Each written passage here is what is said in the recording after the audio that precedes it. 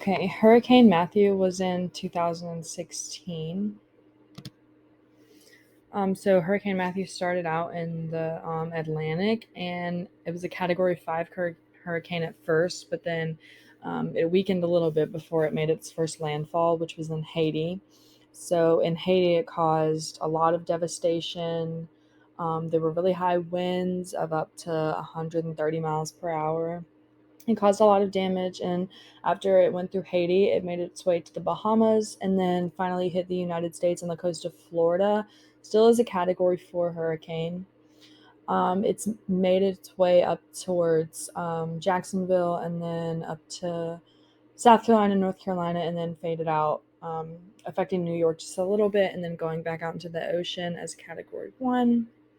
Um, the winds in Florida were about 100 miles per hour or more.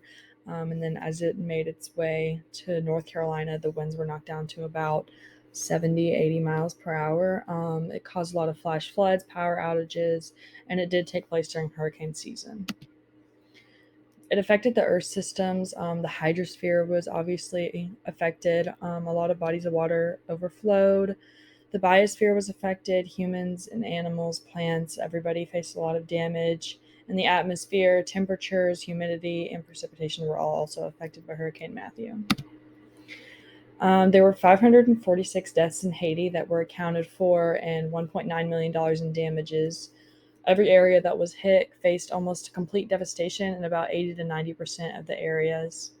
The United States experienced 40 people dying from the hurricane and over $10 billion in damages. A lot of efforts were made by a lot of different people to help everyone recover.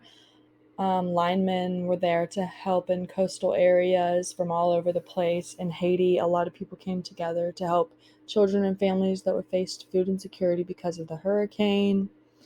And there were a lot of different efforts to help people recover who've lost their homes and pretty much their lives due to Hurricane Matthew and its aftermath.